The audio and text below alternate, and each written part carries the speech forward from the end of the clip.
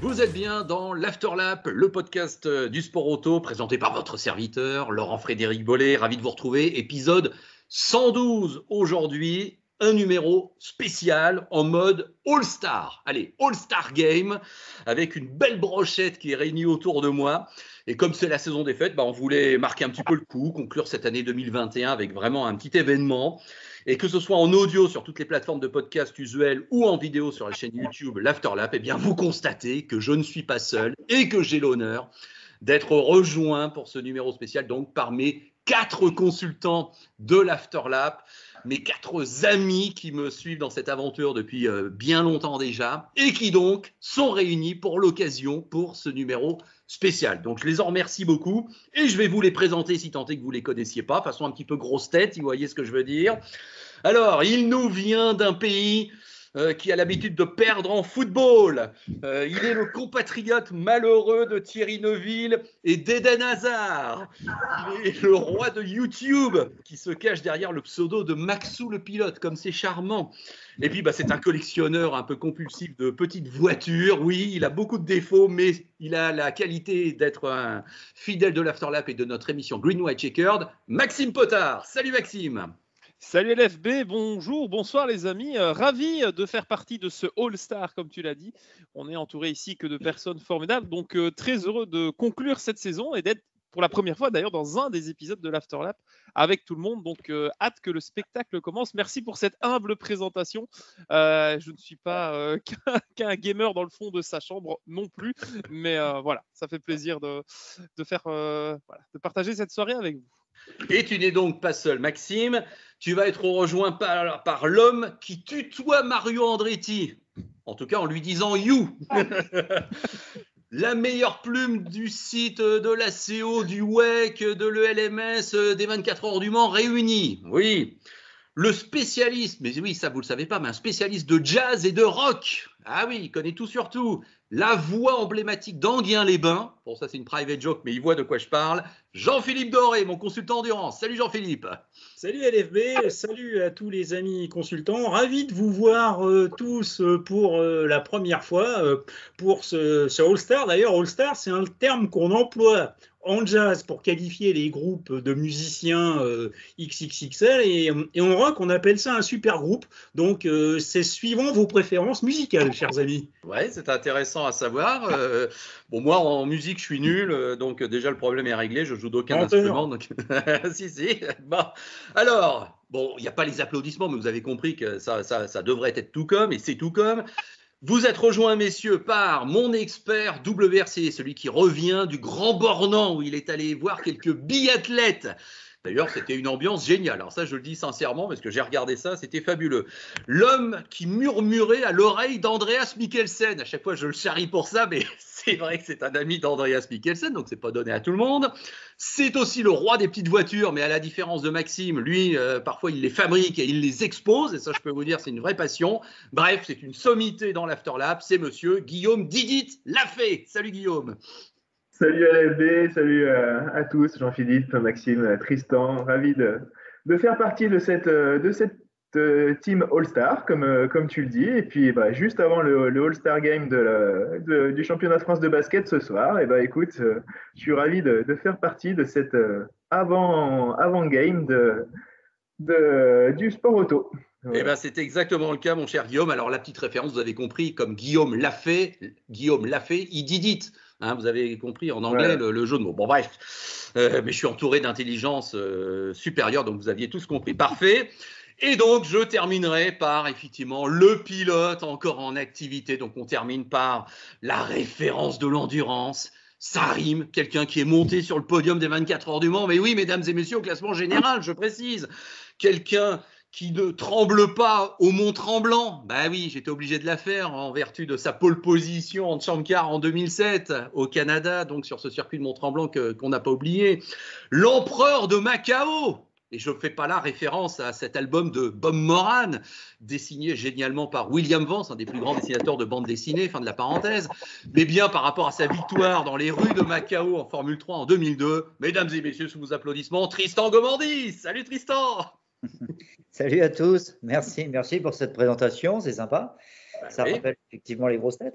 Non, écoute, je ne sais pas si on sera au niveau des grosses têtes, mais enfin, écoute, on va essayer de passer un bon moment ensemble. En tout cas, moi, je suis ravi vraiment, comme vous tous, d'être avec vous. Et puis, c'est vrai que pour nous, même pour nous personnellement, c'est un peu la première fois qu'on a l'opportunité. Et merci, Laurent Frédéric, de nous réunir comme ça. J'espère enfin, c'est même pas j'espère, j'en suis certain, on va passer un bon moment ensemble. Voilà, bon, c'est un honneur pour moi, je vous le rappelle, et vraiment merci les amis de m'avoir rejoint dans cette aventure de l'Afterlap et de dynamiser un petit peu ce podcast.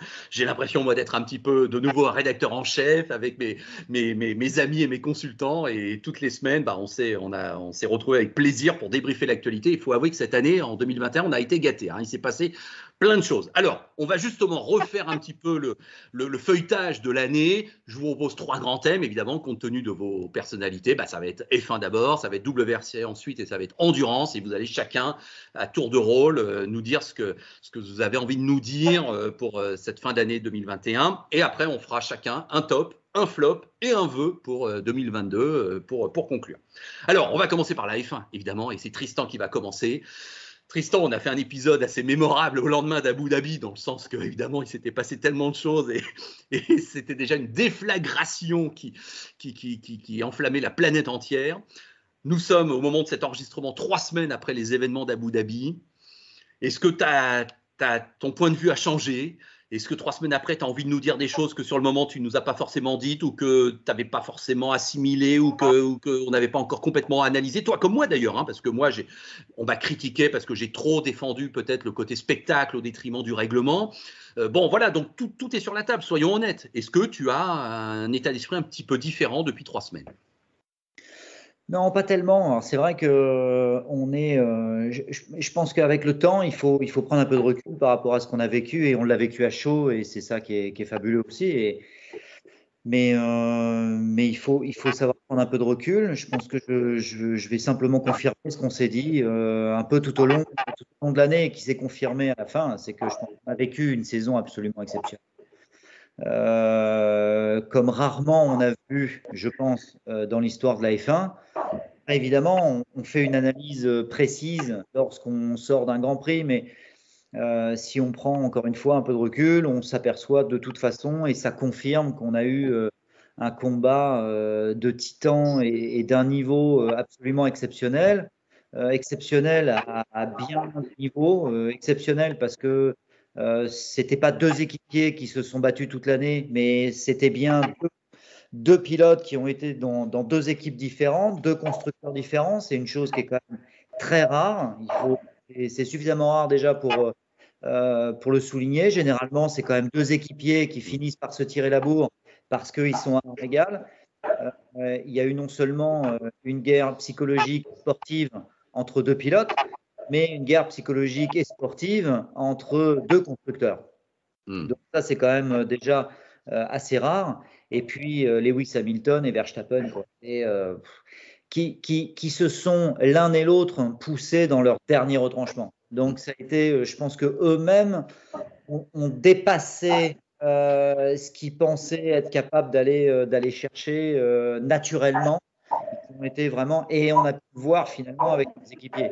Ils ont créé un écart non seulement avec le peloton qui était à facilement 20 secondes au bout de 10 tours, mais même avec leurs équipiers, où ils ont complètement étouffé. Alors je dirais encore un peu plus finalement Hamilton, et ça l'a un peu desservi parce que Bottas a pris un pas par rapport à Perez, et je pense que ça a fini sur la longueur de l'année, ça a joué beaucoup quand même sur le fait que Hamilton était quand même beaucoup tout seul.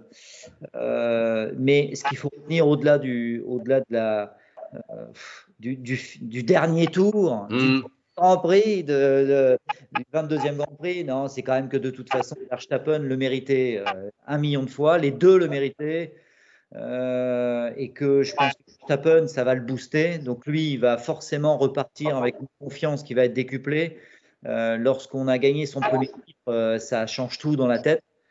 Là où Hamilton, d'ailleurs, il est silencieux depuis bientôt un silence assourdissant, pourrait-on dire. C'est normal. Je pense que c'est un garçon très intelligent qui préfère se taire plutôt que faire des âneries, et je pense que la pilule doit être très très compliquée à passer. Autant Que tu perdes un titre, évidemment, ça fait partie d'un sportif. Mais la manière dont il l'a perdu, il peut et on ne va pas juger, se sentir un peu dépossédé. Je pense que là, la pilule va être compliquée à passer. Alors, je vois passer des articles et de savoir si Hamilton va repartir, pas repartir. Je pense qu'il est bien au-dessus de ça et c'est pas un garçon qui va prendre un coup de tête et qui va décider d'arrêter la F1 sur une connerie comme ça. Mais en tout cas, c'est sûr, c'est que là aussi, on va voir comment il va prendre cette saison à venir. Puis, c'est nouvelle F1.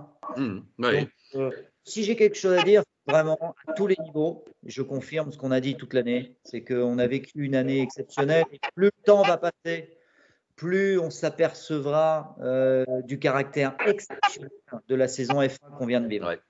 Alors, je vais passer la parole à Maxime, parce que Maxime m'avait alerté sur quelque chose que je n'avais pas vu du tout il y a 3 semaines. Ce sont les fameuses vidéos sur YouTube où on voit le monde entier regarder ce dernier tour à Abu Dhabi, façon un peu finale de Coupe du Monde de foot. On s'aperçoit que dans le monde entier, tout le monde a un peu regardé ça. Et moi, je n'avais pas soupçonné d'ailleurs que cette portée, elle était mondiale à ce point-là. Bon, c'est notre F1 qu'on aime. Mais là, quand tu vois que dans un bar à Melbourne, dans un bar en Inde, dans tous les pays du monde, on regarde ce dernier tour, c'est vrai que tu te dis, ah oui, là c'était une importance mondiale. Et on s'aperçoit quand même, tu ne peux pas t'empêcher de te le dire, qu'il y a une prime à Verstappen. Enfin, il faut être honnête. On voit bien que ça réagit plus quand Verstappen va doubler Hamilton, comme s'il y avait quand même une petite cote d'amour qui était pour Verstappen. Et je ne parle même pas des milliers de spectateurs qui vont sur les Grands Prix avec leur t-shirt orange, où là, c'est évident qu'il y a les supporters et qu'il y a une petite hype qui est peut-être plus importante pour Verstappen que pour Hamilton. Et même Romain Bernard dans Auto Hebdo l'a dit, il était à Abu Dhabi. Donc Maxime, toi qui viens de Belgique, donc pas loin des Pays-Bas, t'as eu ce ressenti aussi de ce support mondial, on pourrait dire, pour Verstappen plus que pour Hamilton? Alors, ça a été véritablement l'image qui, pour moi, a marqué cette saison, d'autant plus qu'on l'avait déjà vu lors de certains Grands Prix l'année dernière, notamment en Autriche. C'est cette marée orange qui a accompagné Verstappen toute l'année. Alors, on parle souvent de Ferrari, on l'a même évoqué, nous, dans Green White Checker, cette marée rouge à chaque fois lorsqu'une Ferrari ou lorsque le podium a lieu à Monza. C'est vrai que là, pour non pas une équipe, mais pour un pilote, voir ça, c'est assez exceptionnel. Et on parlait des vidéos, justement. Tu peux comparer, je pense, la finale d'Abu Dhabi à un Super Bowl où tout le monde se retrouve devant la télévision pour voir l'image en direct, voir un moment de sport. Et ça, je pense que c'est dû à plusieurs facteurs, notamment les réseaux sociaux qui aujourd'hui vraiment permettent de tout voir en temps réel un peu partout, mais surtout ce qu'on a pu avoir comme produit dérivé depuis que Liberty Media a récupéré la F1. Donc, il y a eu évidemment Netflix qui a aujourd'hui ouvert à beaucoup de jeunes générations, faut le dire aussi aux filles, aux enfants, à un public qui n'était pas forcément attirant et attiré par la F1. A découvert que c'était des personnalités, que c'était des êtres humains, que ça avait des enjeux financiers, sportifs, politiques, etc. Donc, toute cette découverte fait qu'on a un immense public qui est arrivé. La renaissance en Europe grâce à Verstappen. La volonté aussi, je pense, il faut être honnête, de vaincre la lassitude qu'a instauré Hamilton avec ses titres consécutifs, à l'image de ce qu'on avait vu avec Vettel, etc., dans le passé. Donc, il y avait un renouveau avec Vettel et on avait avec Verstappen, et comme avec Vettel, on avait le sentiment qu'on voulait faire tomber le roi qui était intouchable, qui est Hamilton. Et ces images, que ce soit depuis la tribune à Abu Dhabi ou même déjà lors des Grands Prix précédents, où chaque fois que Verstappen passait Hamilton, on avait une ferveur qui était exacerbée, peut-être parfois au bord du fanatisme de la part de certains. Alors, Verstappen, une carrière très jeune. Moi, ce qui me dérange, c'est qu'on peut j'apprécie énormément certains gestes en piste de Verstappen depuis qu'il est en Formule 1 et même à l'époque en Formule 3. Maintenant, on ne peut pas avoir une idolâtrie pour un pilote qui n'a montré que ça. Alors, je comprends un peu le contraste, il est champion du monde, etc. Mais sa carrière est relativement jeune, ça fait 5-6 ans maintenant qu'il est en Formule 1, là où Hamilton est là depuis 2007. Donc, voilà, on a deux publics différents, on a deux mentalités, d'un côté à l'anglaise, de l'autre à la néerlandaise, où ils sont très débordants, les garçons. On les voit souvent au football ou ailleurs. Donc, c'est deux mentalités qui s'affrontent, c'est deux personnalités. Verstappen est plus un pilote à l'ancienne, où il se contente de rouler, de dire « moi, je mets la roue parce que il faut mettre la roue, sinon tu n'es pas un pilote ». Et de l'autre côté, on a Hamilton qui est très politisé, qui a des causes, qui défend une image plus moderne et autre que le rôle d'être pilote de F1. Donc, c'est deux mondes qui s'opposent finalement. Il n'y en a pas un qui est meilleur de l'autre. C'est pas là que je veux en arriver. C'est juste que les deux peuvent s'opposer. Et comme l'a très bien dit Tristan, c'est justement la capacité d'avoir deux équipes qui se battent jusqu'au bout, au dernier moment. Ça, c'est assez exceptionnel. Et il ne faudra pas être déçu en 2022 si on retrouve une saison plus classique, ou en tout cas pas aussi disputé avec des failles mécaniques et des bagarres un peu moins présentes, parce que ça redeviendra la norme à laquelle on ne sait plus, dont on s'est déshabitué ces derniers mois. Alors Guillaume, je me tourne vers toi maintenant. Toi, tu as la particularité d'avoir vu ce Grand Prix d'Abu Dhabi en différé. Alors déjà, tu vas me dire si tu savais le résultat avant de le voir et si tu as réussi à t'isoler et comment donc tu as vécu ça sur le moment et comment 3 semaines après, tu prends peut-être un peu de recul ou pas. Écoute, déjà j'ai eu la chance effectivement de ne pas être spoilé. Très clairement, je savais que le Grand Prix, j'allais pas pouvoir le voir en direct. Et d'ailleurs, je t'avais bien mentionné de ne pas m'en faire mention justement avant que je puisse le voir. Mais effectivement, je l'ai vu dans les conditions du direct, très clairement, avec aucune information sur tout ce qui s'était passé. C'était un super moment pour moi, un peu comme le mentionnait Maxime. C'était un grand moment de sport et je voulais vraiment le vivre dans les conditions du direct. En plus, c'était un peu particulier parce que j'ai pu partager ce moment avec mon papa qui m'a mis au sport auto quand j'étais tout petit, donc ça avait une saveur toute particulière. Mais c'est vrai que ça a été un très très grand moment de sport. C'est quelque chose que beaucoup de monde attendait très clairement, même s'il n'était pas forcément fan de sport auto ou de Formule 1. Et c'est vrai que cette ouverture du public depuis 2 ans maintenant, et surtout cette année, est quand même assez impressionnante. Moi, je vois, je dirais, dans le milieu professionnel qui n'a rien à voir aujourd'hui avec le sport auto, j'ai de plus en plus de collègues qui viennent me voir en me disant « Ah, en fait, tu as regardé le Grand Prix, alors explique-nous un peu telle ou telle règle, qu'est-ce qui s'est passé, etc. » Donc, c'est vraiment intéressant de voir le grand public qui s'intéresse à tout ça. Et c'est vrai que comme le mentionnait Tristan tout à l'heure, cette saison, elle a vraiment mis en avance le duel et a rappelé un petit peu les duels justement qu'il y avait entre Prost et Senna, où très clairement, ils avaient besoin l'un de l'autre pour se stimuler, pour aller chercher vraiment la limite. Je pense qu'Hamilton avait vraiment besoin de cette compétitivité et le grand public avait aussi besoin de voir qu'il pouvait y avoir une rivalité entre équipes. Et ça fait 2 ans que on n'entend plus dire oui, mais c'est normal, il a la meilleure voiture, c'est lui qui gagne. C'est toujours celui qui a la meilleure voiture qui va gagner. Non, là aujourd'hui, on avait vraiment vu une compétition entre 2 écuries différentes, entre 2 moteurs différents, qui avaient des avantages sur tel ou tel circuit et des désavantages sur tel ou tel autre. Et c'est ça qui a remis vraiment le sport en avant, je dirais à la fois la complexité technique et les différences qu'il peut y avoir et qui peuvent être faites à la fois sur la piste et dans les stands.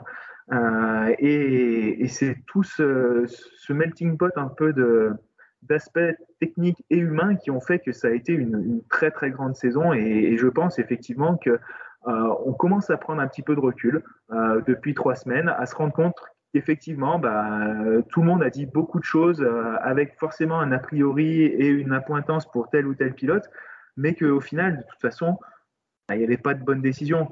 Quelle que soit la décision qui aurait été prise, forcément, il y en a un qui aurait été avantagé par rapport à l'autre. Ils étaient sur des stratégies décalées, ils n'avaient pas la même position sur la piste, donc forcément, il y en a un qui avait un avantage sur l'autre. Donc voilà, on en discutait juste avant, mais pour moi, de toute façon, sur la saison, ça s'équilibre.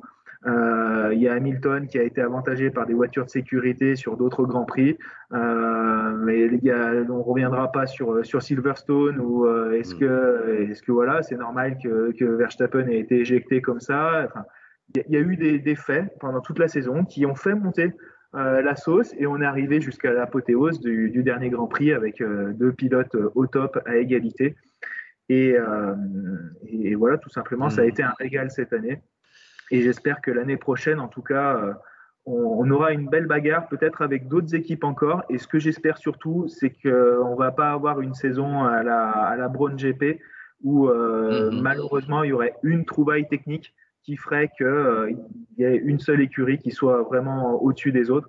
Ça, je trouverais que ce serait dommage et ça ferait peut-être retomber un peu le soufflet. On verra bien, effectivement, pour 2002 avec ces nouvelles réglementations, un petit peu, en tout cas, cette nouvelle F1 2022. Mais on va rester sur 2021 et le bilan. Donc, Jean-Philippe, tu es le dernier à t'exprimer. Alors, Si j'osais, je te titillerais un petit peu. Bon, c'est la question vraiment qui fâche. Nos trois amis ont un peu bien campé le décor, mais est-ce qu'il y a un scandale en fait? Est-ce que toi, tu aurais tendance à dire oui, ça a été scandaleux ce qu'on a vécu, ou non, ça doit s'effacer avec le temps? Moi, je pense que ça finira par s'effacer avec le temps. Bon, on sait que de toute façon que depuis déjà quelques temps, la Formule 1, c'est un gigantesque feuilleton qui mélange un petit peu, pour grossir peut-être un petit peu le trait, le soap opéra et le thriller technologique, pour faire simple. Mais effectivement, moi, je pense qu'à terme, on va peut-être oublier un petit peu au fil du temps ce qui s'est passé dans les derniers tours d'Abu Dhabi et qu'on va se dire qu'au final, et là je rejoins Tristan là-dessus, sur le début de son intervention, on s'est retrouvé avec deux pilotes d'exception qui ont oublié tout le reste du plateau pendant toute la saison et aussi deux personnalités différentes.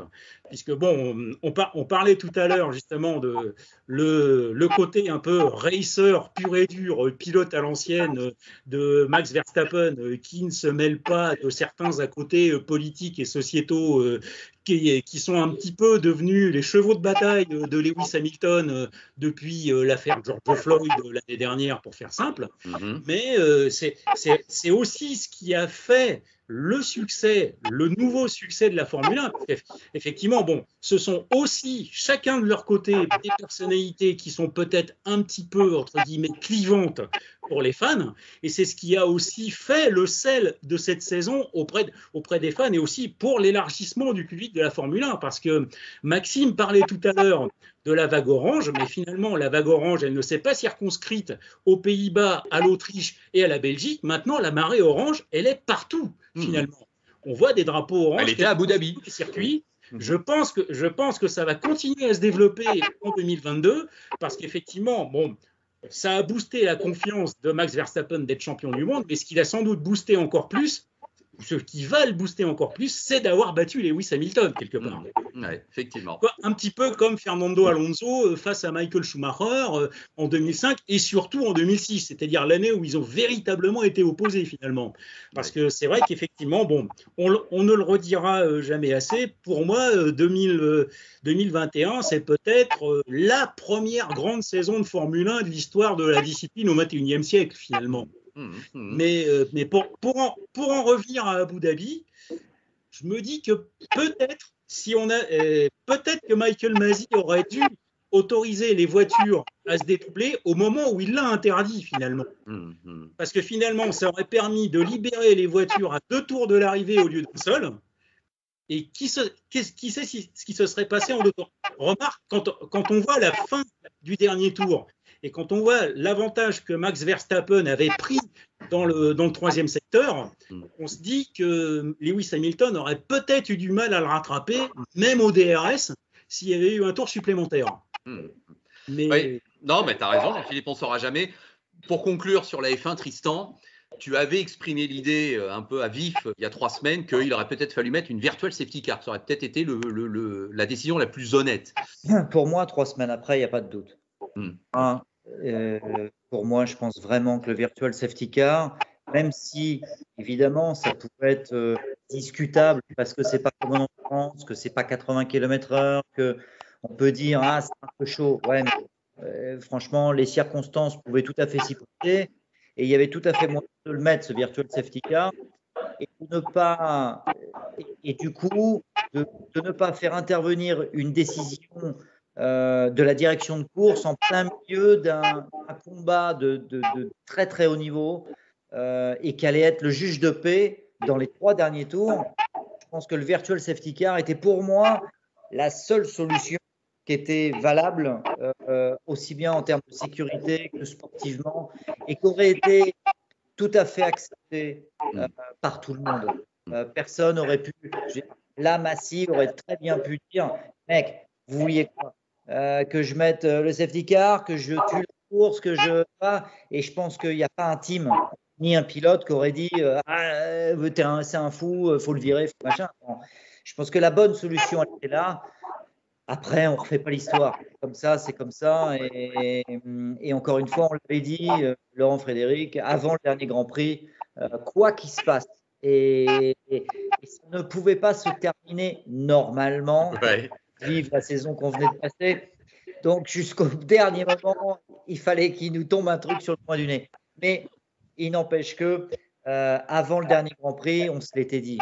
Oui. Les deux avaient fait une telle saison hors norme, exceptionnelle, aussi bien humainement que sportivement, que franchement, ils arrivent ex aequo au dernier Grand Prix. Quoi qu'il se passe dans le dernier, on se l'était dit, les deux méritent de toute façon, quoi qu'il se passe, méritent d'être champions du monde. Il n'y a pas de vol, quoi qu'on dise, il n'y a pas de vol.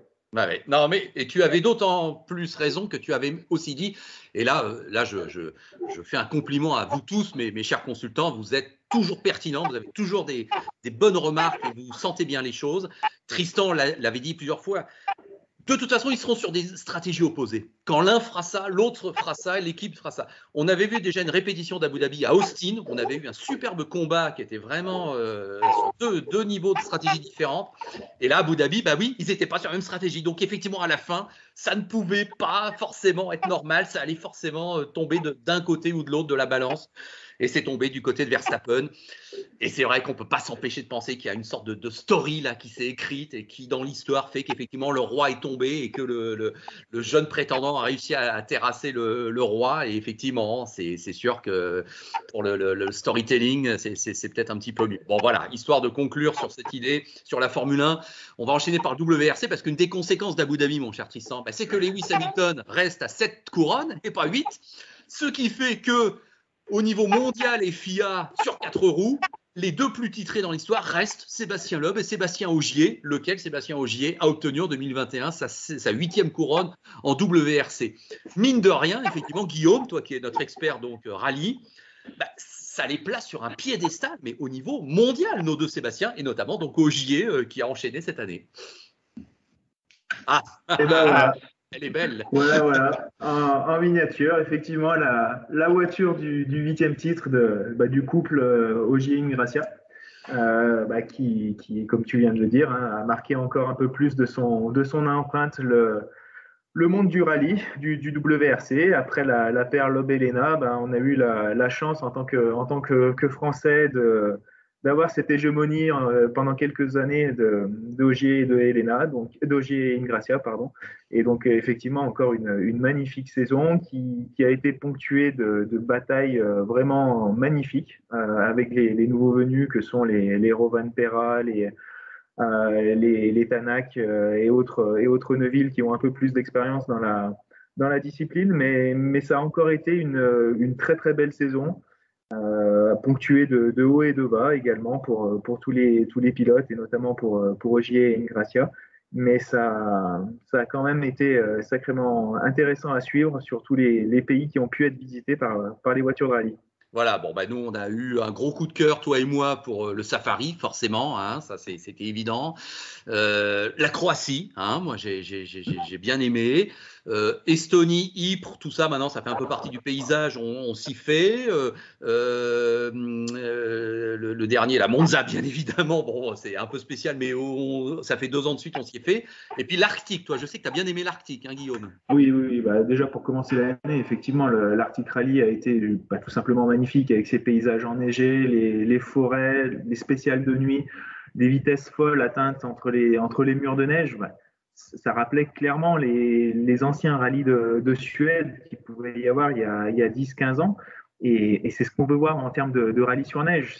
Ces pilotes-là, on veut les voir aussi bien sur des routes complètement enneigées, sur la terre, sur l'asphalte, sur des routes beaucoup plus humides, grasses, comme ça peut être le cas parfois à Ypres. Et d'ailleurs, ça a aussi été une très très belle surprise et enfin, on va dire, d'avoir cette manche belge en championnat du monde, parce que c'est pas pour faire honneur à Maxime, mais c'est vrai que le peuple belge est aussi un peuple de sport auto. Et c'est juste normal, je dirais, qu'il puisse avoir une manche de WRC, en plus qui a été extrêmement intéressante également. Mais ça a été une très très belle saison et encore une fois, de la même manière que la F1, ça s'est joué dans le dernier rallye quasiment sur la dernière spéciale également, parce que on a tous en tête l'image de Ogier qui vient juste frôler ce plot de béton sur l'anneau de Monza. Donc là aussi, ça fait le lien avec la Formule 1. Mais voilà, ça a été une saison à couper le souffle à bien des niveaux. Et tous ces nouveaux rallyes, effectivement, qui ont fait leur preuve. Le Kenya, on peut aimer ou on peut détester. Moi, personnellement, j'ai beaucoup aimé. Ça rappelle aussi l'aventure du rallye, tout simplement, qu'il était il y a 10-15 ans avec les Macrae, les Sainz, Oriol et autres. Et voilà, même si on se tourne plutôt vers des épreuves plutôt sprint, on va dire, plutôt qu'endurance, ça reste quand même des rallyes extrêmement exigeants, éprouvants sur les 3 jours.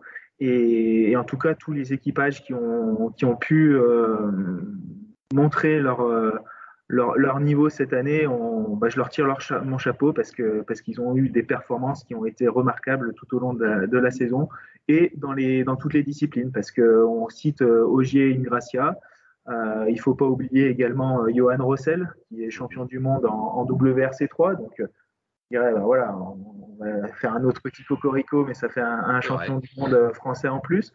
Et puis, comme tu l'as mentionné tout à l'heure, moi, j'ai une attention particulière également pour le champion WRC2, donc Andreas Mikkelsen sur la Skoda. Et j'en profite aussi pour rappeler à tout le monde et à tous ceux qui ne le savent pas que le moteur également est un moteur français, puisqu'il est fait du côté de Manicourt chez Oreca. Donc une petite touche française aussi en championnat WRC2. Et une vraie belle saison, en tout cas de rallye. Et que j'ai eu un très grand honneur à suivre et à débriefer avec toi, en tout cas, LFB. Et j'espère que l'année prochaine également aussi, avec cette nouvelle réglementation qui va arriver, l'introduction des voitures hybrides, qu'on va continuer d'avoir une vraie belle bagarre, avec déjà un Monte Carlo qui donne l'eau à la bouche, puisqu'on va retrouver Ogier. Le casting incroyable. Ouais, et Sébastien Loeb aussi. Enfin, c'est fou. Ça. Sébastien Loeb, effectivement. Bon, ceux qui ont suivi les podcasts ont pu entendre que j'avais émis quelques doutes à un moment, mais finalement, ça s'est fait. Donc à voir aussi, puisqu'il a l'air d'enchaîner les essais sur les anciennes WRC pour reprendre un petit peu le rythme. Il va aller faire le Dakar pour se remettre aussi bien dans le rythme, physiquement, mentalement, et puis après voir un peu comment ça va évoluer sur ce Monte-Carlo. En tout cas, ça promet une saison 2022 qui sera chouette. Et j'espère juste qu'en termes de Covid, qu'on puisse retourner dans tous les pays qui sont prévus, notamment le Japon, que ça fait quand même 2 ans qu'il est annulé. J'aimerais bien qu'on aille y faire un tour pour voir ce que ça peut donner. La Nouvelle-Zélande aussi, même si j'ai un peu de mal à y croire. Mais j'espère qu'on aura une belle saison en tout cas et que tous les rallyes pourront avoir lieu. Ouais. Tristan, au passage, toi qui es le pilote professionnel encore en activité, tu as déjà fait du rallye ? Non, jamais. Oui.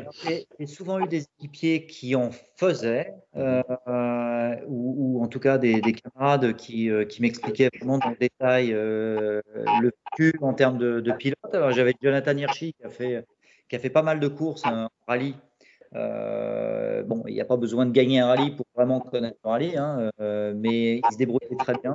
Et puis Pierre Paris, qui a eu de gros succès, particulièrement cette année avec la team. Donc, moi, perso, pas du tout. Pas du tout. Et j'avoue que je suis assez. C'est étonnant, mais je suis assez effrayé par le rallye.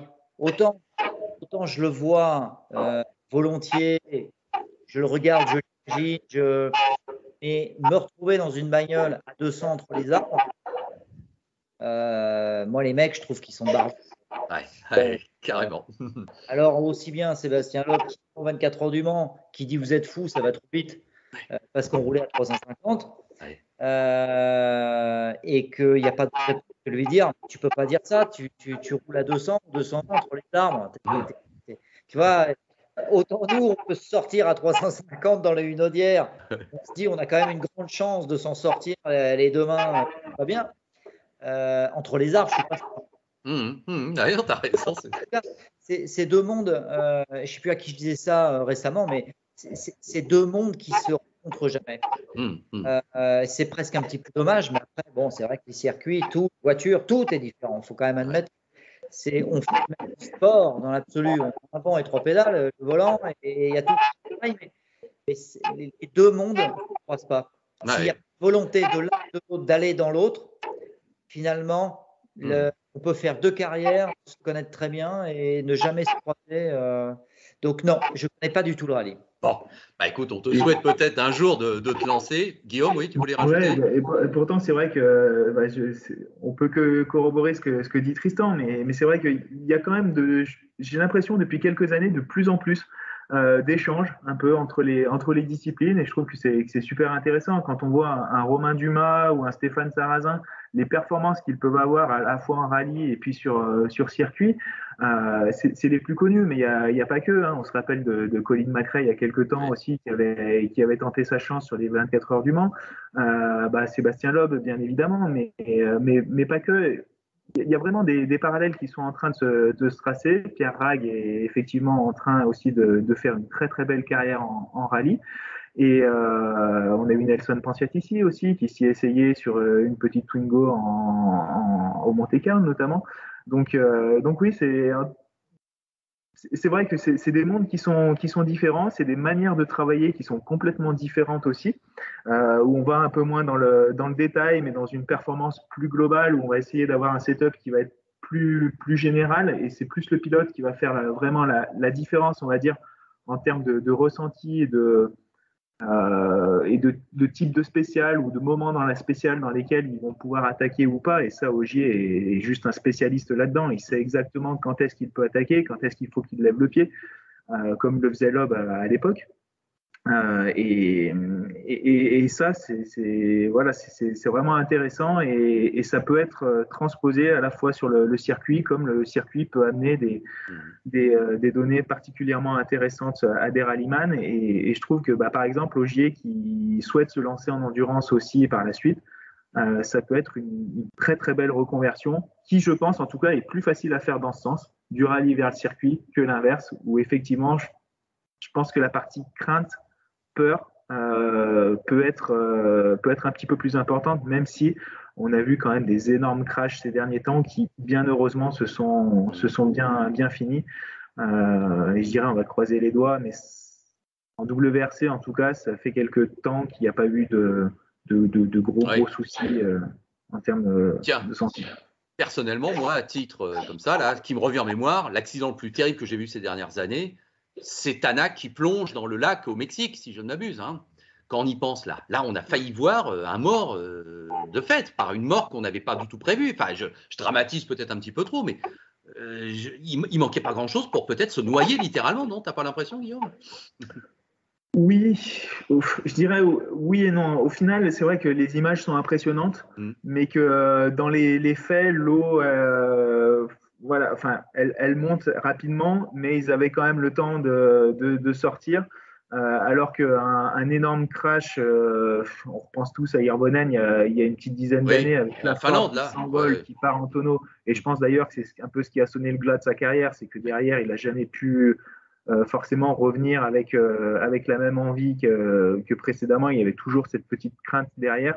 Mais de la même manière, je pense qu'un pilote en circuit qui va subir un énorme crash, soit en haut du raidillon, comme ça a pu être le cas avec Aitken aux 24 heures de Spa ou autre, mine de rien, je pense qu'il y a toujours quelques petits dixièmes qui derrière vont être perdus. Mais c'est vrai qu'il y a quelques gros crashs ces dernières années qui ont pu faire le tour des caméras, et c'est un petit peu ce qui est dommage aussi, parce qu'il n'y a pas que ça, et il y a des belles caméras embarquées aussi qui sont sympas à regarder sans les crashs, quoi. Toi, Tristan, par rapport à ton accident du Mans 2020, aucun problème. C'est passé, oui.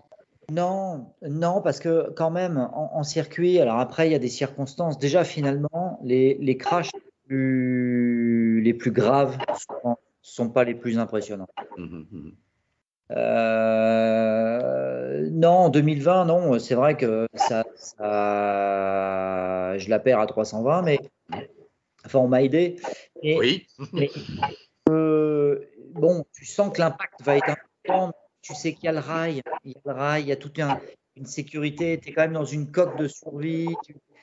Tu sens bien que tu pars pas en tonneau. Tu vois, il y a un certain nombre de choses qui font tu le sens bien. Je dirais qu'il y a des endroits plus chauds comme le Raidillon, effectivement, où là, tu vas pas taper de face. Enfin, tu vois, c'est des gros chocs de face, des choses comme ça.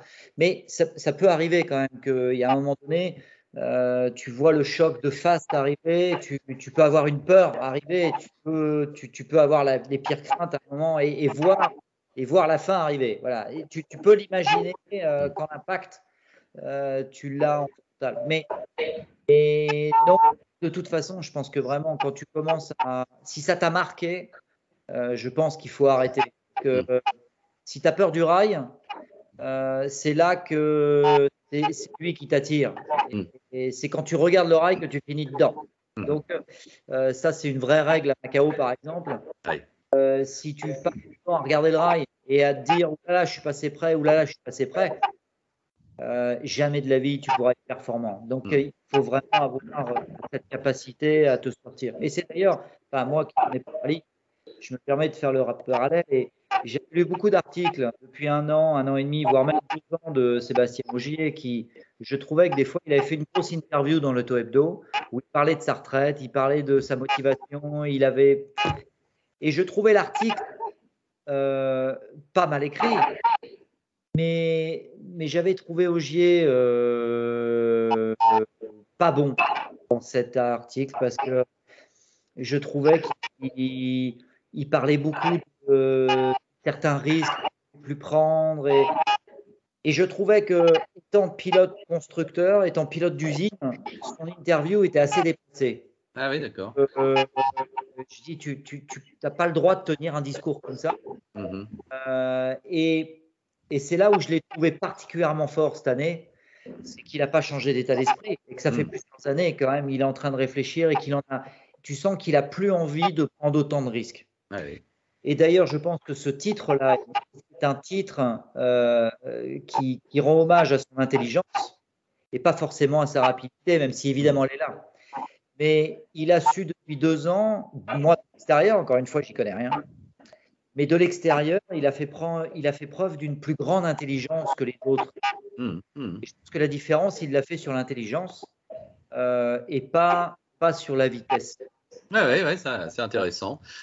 Visuellement, de toute façon, la Guillaume me contredira pas. Quand tu regardes les pilotes WRC en activité, comme j'ai pu le faire ces dernières années, c'est Tanak qui m'a toujours semblé le plus rapide. Ça, je dirais même ça se voit. Mais effectivement, au bout du compte, c'est Ogier qui est champion du monde. Bon, même si Tanak l'a été. Mais bon, c'est vrai que visuellement, en tout cas, Tanak, il est super fort. Ouais. Bon, Maxime et Jean-Philippe ne se sont pas encore exprimés sur le rallye. Maxime, la question, elle est simple. Est-ce que toi, par rapport à Thierry Neuville, que moi, personnellement, j'aime beaucoup, c'est un peu comme chez nous en France, Poulidor et Merckx à l'époque. C'est-à-dire que Poulidor, oui, c'est notre chouchou, mais c'est toujours Eddy Merckx qui gagnait. Est-ce qu'en Belgique, on a le sentiment que Thierry Neuville, c'est peut-être un bon gars et c'est un super pilote, mais c'est toujours Sébastien Ogier qui est champion du monde. Est-ce que c'est un peu comme ça qu'on peut analyser la situation ? On peut l'analyser comme ça et je te rejoins là-dessus parce que quand on regarde les statistiques juste en termes de résultats purement sur la feuille de la saison, Sébastien Ogier, hormis son souci à l'Arctique, il ne fait pas moins bien que 5e quasiment toute la saison, là où Thierry Neuville n'était pas là. Alors c'est vrai que Hyundai a pris des décisions un petit peu bizarres cette saison, ça a été très inconstant dans les line-up, dans les choix de pneus, enfin il y a eu des grosses erreurs au-delà du pilotage de Thierry Neuville, mais si là on peut considérer que le génie et comme l'a dit aussi Tristan, l'intelligence d'Ogier a fait son championnat cette année, je ne parviens pas à croire que Neuville n'a pas cette capacité à faire la même chose. Malheureusement, derrière l'équipe qu'il a, n'est pas capable de suivre. Il y a eu un nouveau changement, enfin, il y a eu beaucoup de changements de copilote d'équipage cette année. Avec Martin Weiding, ça marche beaucoup mieux. Je trouve, ça a donné un nouveau souffle. Alors, c'était une décision qui finalement était venue de Hyundai et pas forcément de Thierry à la base, si on en croit les conclusions. Mais je pense que Neuville va être éternellement ce second, ce potentiel non exploité, celui qui va taper la pierre alors que tout le monde passe à 10 cm, ce sera Thierry Neuville. Voilà, il a un petit peu cette scoumoune et cette malchance. Et c'est là où on fait la différence, je pense, alors encore une fois en vue extérieure, en tant que ce que peut maîtriser Ogier, c'est-à-dire gérer une saison, gérer la voiture, la prise de risque qu'il ne veut plus d'ailleurs, voilà, ne plus prendre aujourd'hui après ses titres. Neuville a toujours ce sentiment de devoir prouver quelque chose, toujours se dire ouais mais moi je veux être champion du monde, mais je peux vous prouver que je sais le faire. Le problème c'est que tout ce qui l'entoure ne l'aide pas. Alors il a mis beaucoup de temps, il est resté très très stagnant avec Hyundai, avec son copilote et sa gestion. Il y a beaucoup de choses qui vont changer. Le départ d'Adamo, qui n'était pas prévu, va peut-être, on l'espère, en tout cas je l'espère, faire bouger les choses au sein de l'équipe Hyundai. Maintenant, est-ce que l'avenir n'est pas ailleurs là aussi? Il n'a pas des saisons, des cartouches à tirer pendant encore 10 ans, hein, Thierry Neuville. Donc s'il veut être champion du monde, il va falloir que ce soit la bonne année bientôt. Et sincèrement, j'y crois pas. Maintenant, pour répondre à la question sur le bilan de cette année WRC, moi j'étais un peu moins proche du WRC. Je suis un peu moins parce que ça prend beaucoup de temps en plus du reste. Mais j'ai bien apprécié l'Arctique. J'ai été fan aussi de retrouver le Kenya au niveau souvenir, feel good, nostalgie. C'était très intéressant. Puis l'esthétique des voitures. Et puis le rallye d'Ypres, ce qui en a fait beaucoup parler, c'est surtout le circuit de Francorchamps. Et c'est là où je pense qu'on a eu le moins de spectacle. Alors oui, la spéciale sur la partie WRX était intéressante. Maintenant, voir des voitures plafonnées à 240 dans la ligne droite, dans le deuxième secteur, faire c'était, pour moi, ça n'avait pas d'intérêt sportif ou technique de pilotage plus que ça. Oui, c'était beau on a eu des belles photos, mais sans plus. Donc, à retravailler peut-être pour la suite.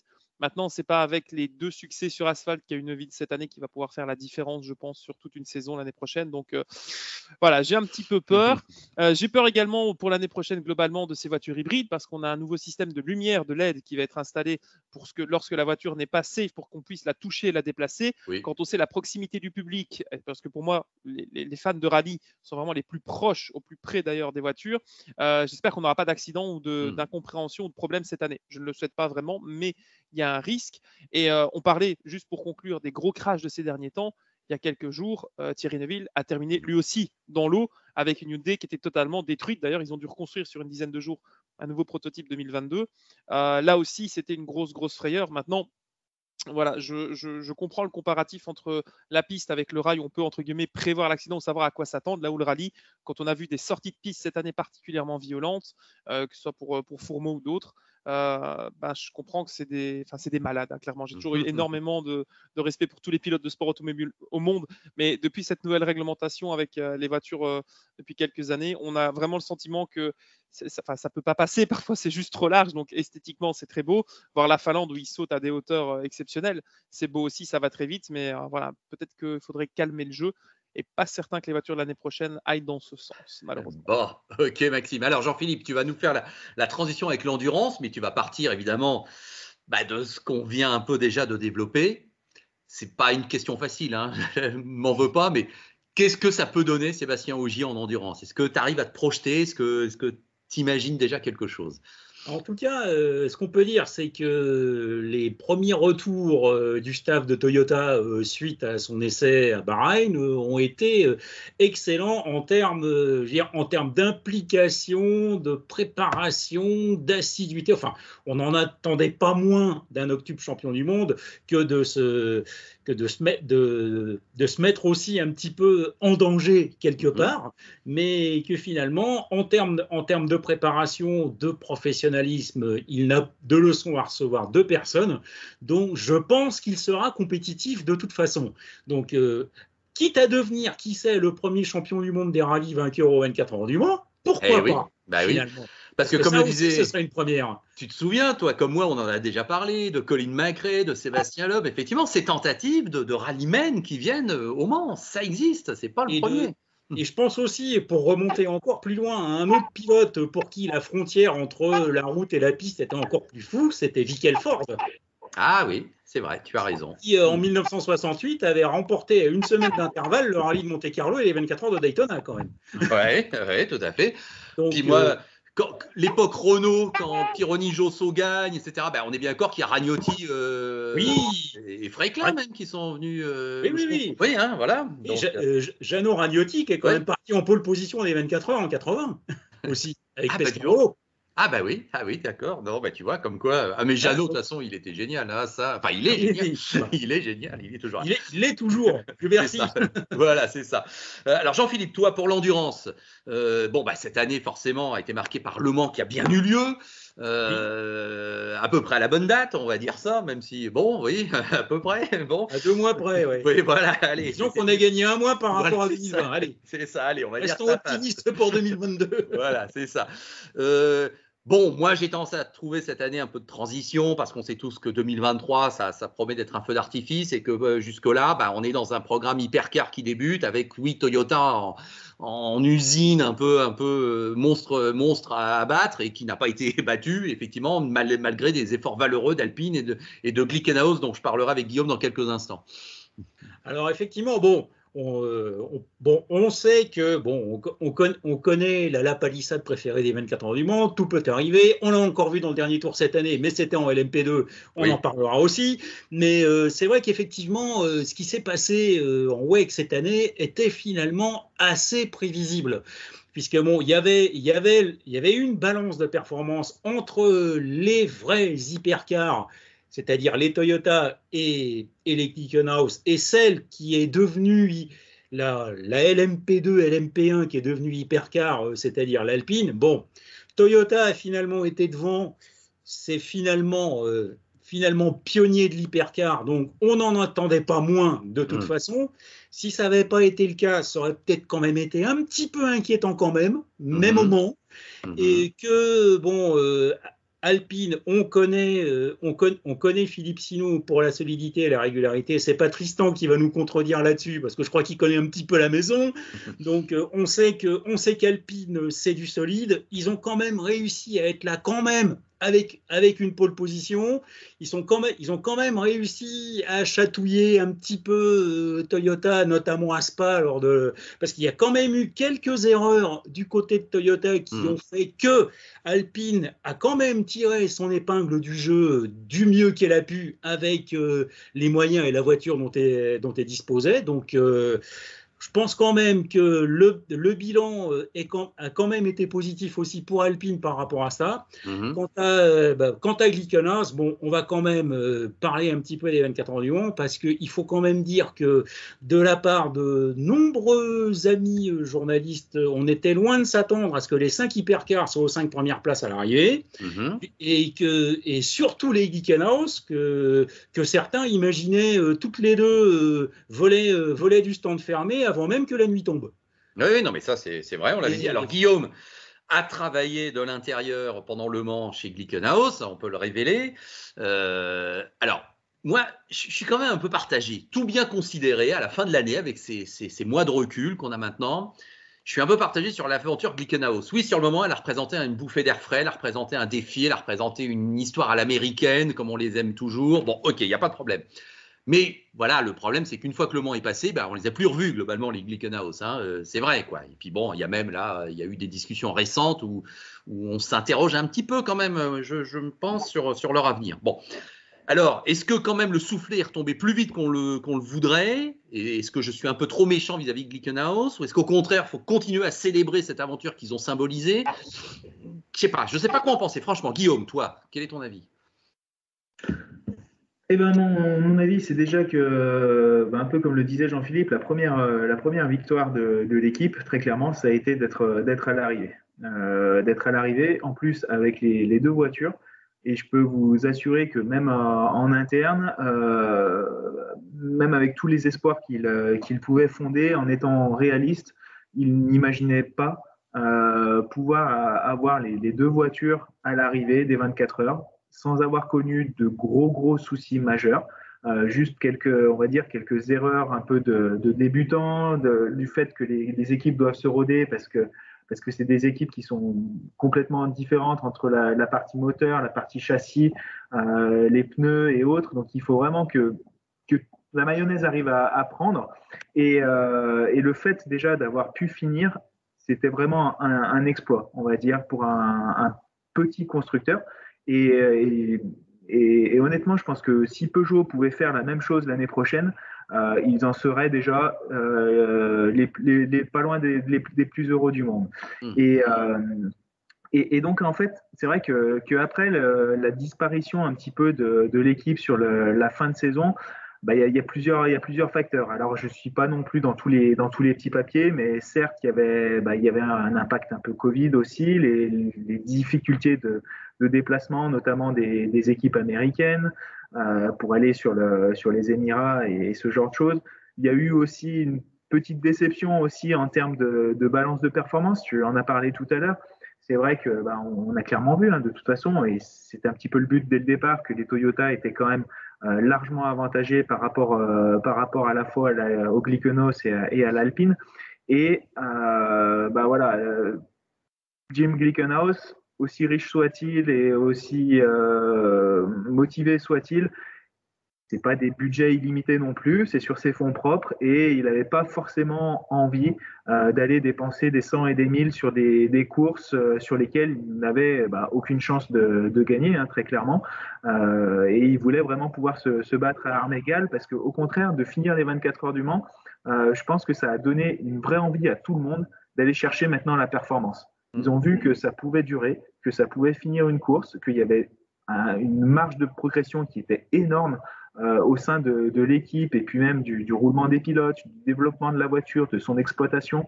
On a vu qu'au fil de la course, en fait, les performances se sont améliorées parce que tout simplement, les pilotes n'avaient jamais roulé sous la pluie avant cette course. On a eu un départ sous des trompes d'eau, sous safety car. Donc voilà, en fait, il y a tout à faire dans cette équipe. La très grande intersaison qu'ils se sont offerts justement va permettre de mettre tout ça en place, de mettre les bonnes personnes aux bons endroits, qu'ils aient le temps de travailler aussi.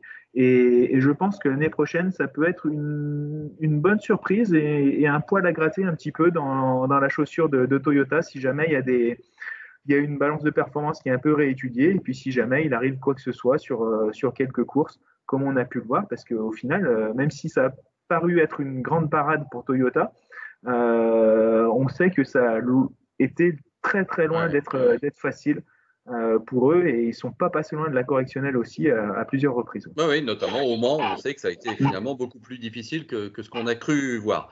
Tristan, si j'enchaîne sur le P2, puisque je rappelle qu'évidemment tu es un pilote émérite de la catégorie, tu as fait cette année une belle deuxième place en ELMS à Spa-Francorchamps, bravo, au sein de l'équipe Duquesne, bien évidemment. Mais là, je vais te demander une analyse de consultant. Cette année, le WRT, l'équipe WRT nous a fait une United en 2020. C'est-à-dire qu'ils sont venus, ils ont vu, ils ont vaincu. Moi, ça m'a quand même un petit peu surpris. Est-ce que toi, de l'intérieur, tu as un avis là-dessus sur cette belle performance belge? Et puis ensuite, Maxime pourra aussi évidemment dire ce qu'il en pense. En toute objectivité, premièrement, WRT, quels que soient les moyens, parce qu'il y a forcément ce débat qui va arriver. Mais on fait un travail exceptionnel. Ils ont réuni un line-up qui était compétitif. Ils ont découvert une catégorie, découvert une auto, découvert non pas une philosophie, puisque l'endurance, ils connaissent ça par cœur avec le GT, mais ils ont fait un sans faute. Ils ont fait un sans faute et ils ont été exploités au mieux ce qu'ils avaient et ils ont mis les moyens en face.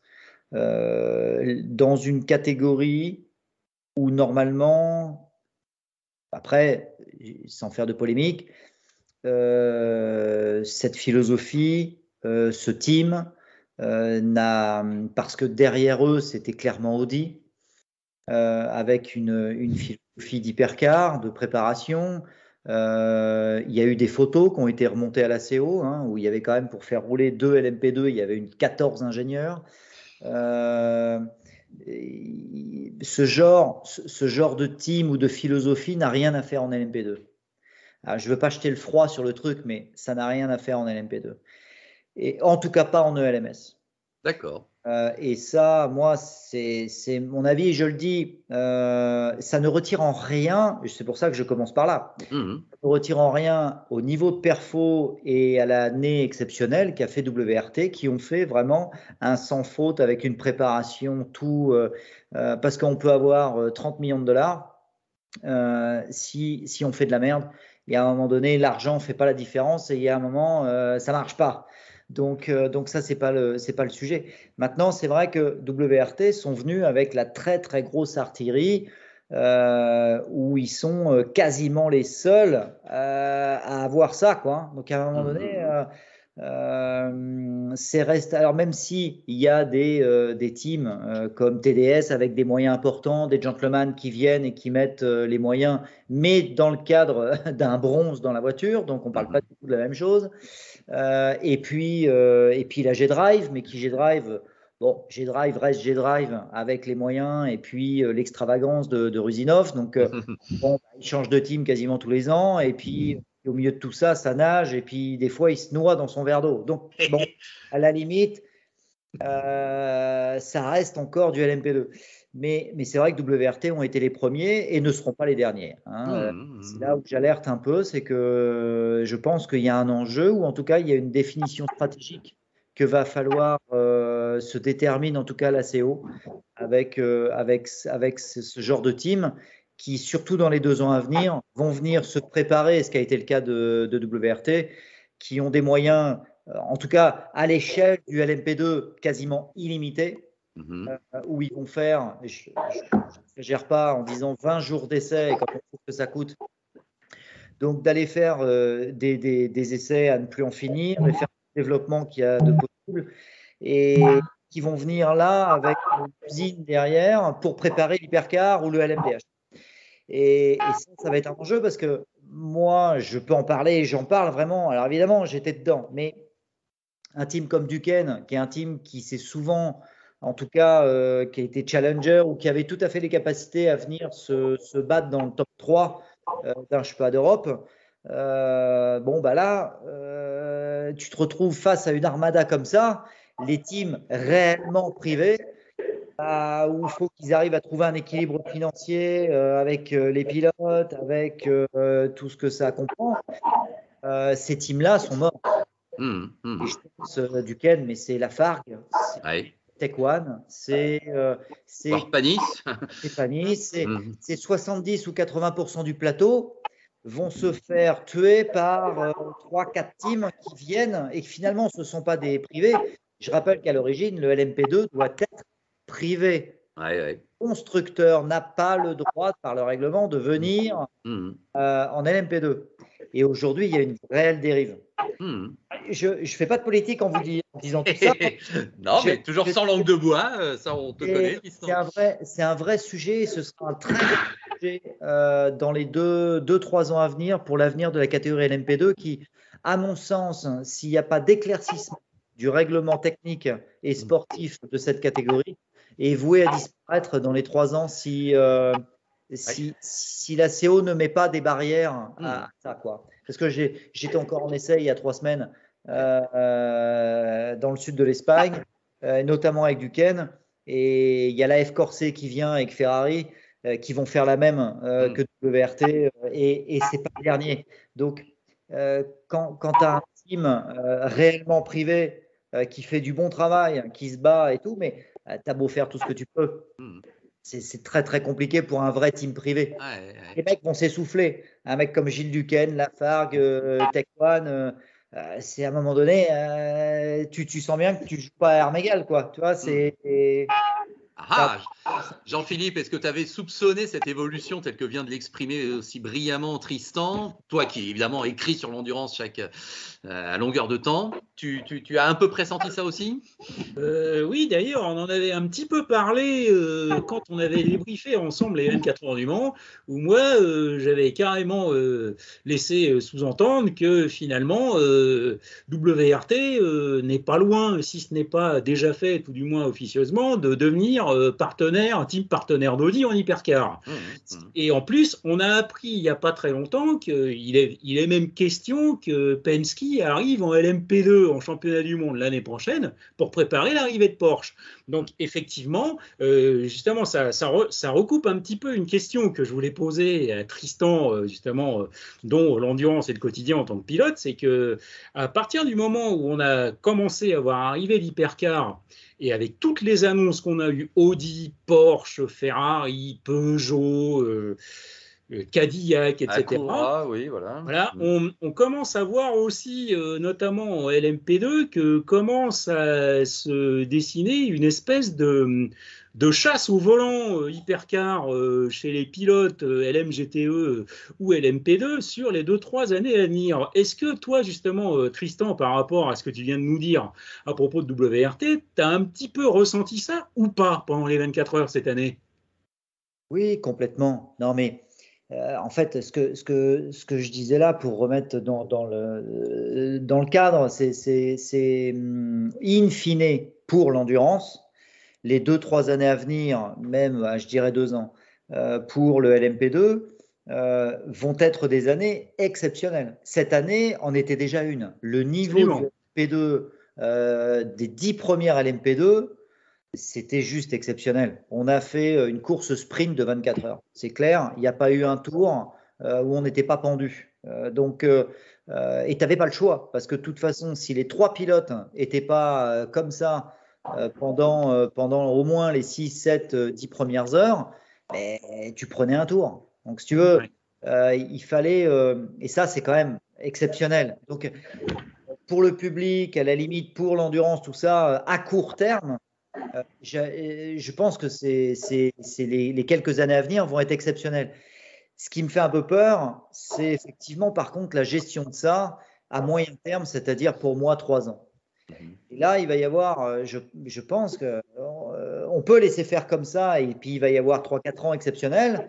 Mais si on ne gère pas bien, effectivement, ce qui représente aussi une partie du plateau, c'est-à-dire les privés, et généralement dans des cycles de l'automobile qu'on connaît tous bien, ces privés-là, tu es quand même bien content de les retrouver 4 ans après quand même. Tout à fait. Et si tu les as coupés en 2 pendant 3 ans et qu'ils ont dit, bon, quand on parlait de Glickenhaus, je pense que le problème, il est ici.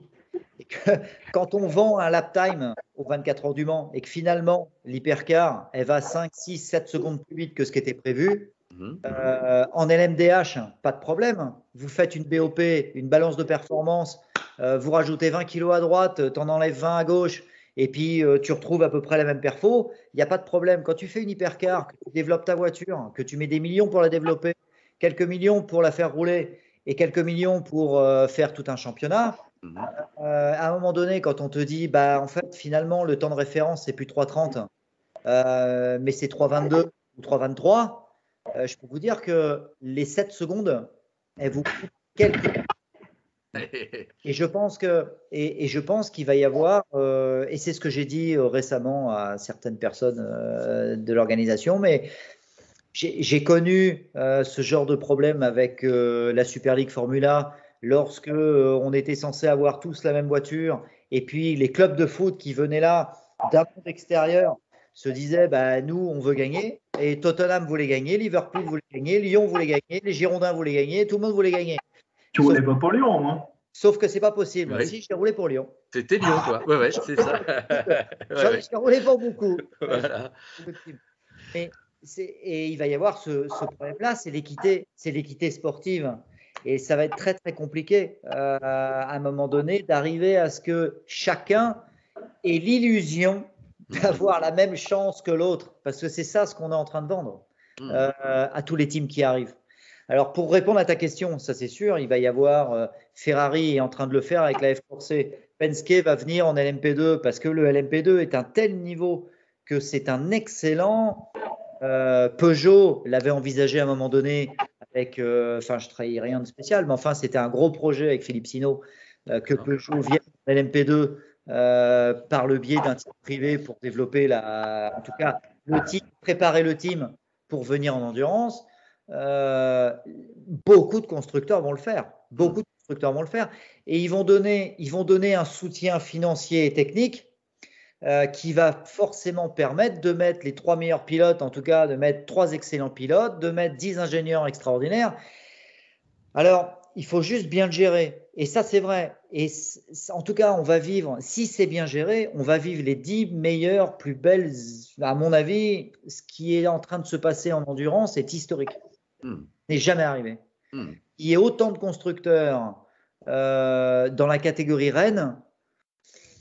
Moi, de mémoire, en tout cas, j'en ai pas souvenir. C'est quelque chose d'historique.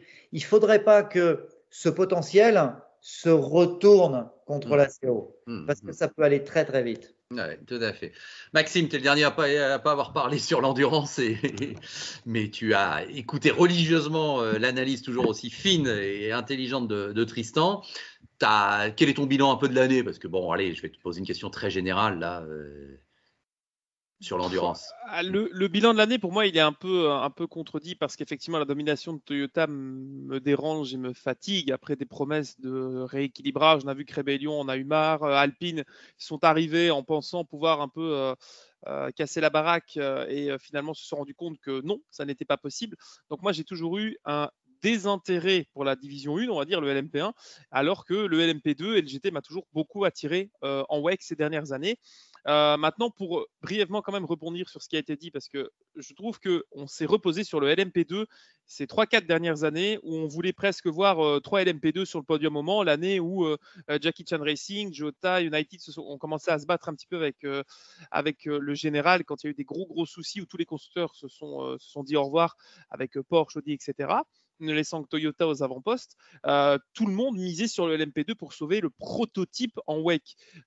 Aujourd'hui, le LMP2, et je suis totalement d'accord, et l'analyse de Tristan est parfaite, je ne veux même pas revenir là-dessus, mais je trouve que voilà, ce côté amateur, en tout cas petit team qui veut faire comme les grands, a été cassé déjà un an avant pour moi avec United, parce qu'United, même si les moyens sont cachés en disant que ça n'est pas McLaren, c'est Zak Brown, mais l'entité Zak Brown, c'est quand même McLaren qui est derrière, et je pense que ça aura de l'impact pour l'avenir.